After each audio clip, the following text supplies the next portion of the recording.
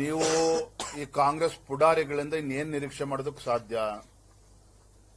ಅವನ ಸಹೋದರ ಮೇಲೆ ಈ ಆರೋಪ ಬಂದಂತ ಸಂದರ್ಭದಲ್ಲಿ ಸಹಜವಾಗೇನೆ ಈ ರೀತಿ ಹೇಳಿಕೆಗಳನ್ನು ನೀವು ನಿರೀಕ್ಷೆ ಮಾಡಬಹುದು. ಇದ್ಯಾವುದು ನಮಗೇನು ಆಶ್ಚರ್ಯ ತಂದಿಲ್ಲ.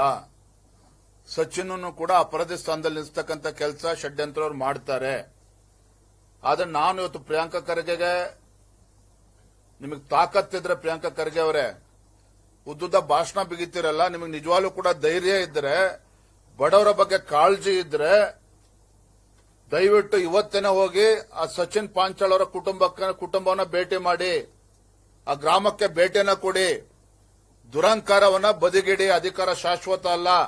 ಮಾನ್ಯ ಗೃಹ ಸಚಿವರೇ, ನಿಮ್ಗೇನಾದ್ರೂ ಕೂಡ ಸ್ವಲ್ಪನಾದ್ರೂ ಕೂಡ ಮಾನವೀಯತೆ ಅನ್ನೋದಿದ್ರೆ ತಾವು ಕೂಡ ಗೃಹ ಸಚಿವರು ಬರೀ ತುಮಕೂರು ಜಿಲ್ಲೆಗಲ್ಲ, ದಯವಿಟ್ಟು ಬೀದರ್ ಜಿಲ್ಲೆಗೆ ಭೇಟಿಯನ್ನ ಕೊಡಿ, ಬಾಲ್ಕಿಗೆ ಹೋಗಿ ಆ ಗ್ರಾಮಕ್ಕೆ ಭೇಟಿಯನ್ನ ಕೊಡಿ, ಆ ಕುಟುಂಬದ ಸಮಸ್ಯೆನ ಕೇಳಿ, ಸತ್ಯಾಸತ್ಯತೆ ಏನು ಅಂತೇಳಿ ಆ ಹೆಣ್ಮಕ್ಳ ಬಾಯಿಂದ ಕೇಳಿ. ನೀವು ಅರ್ಥ ಆಗ್ತದೆ ಅವ್ರ ನೋವೇನು ಅಂತೇಳಿ, ಯಾತಕ್ಕೋಸ್ಕರ ಆತ್ಮಹತ್ಯೆ ಮಾಡ್ಕೊಂಡಿದ್ದಾನೆ ಅಂತೇಳಿ ನಿಮಗೂ ಕೂಡ ಮನವರಿಕೆ ಆಗ್ತದೆ.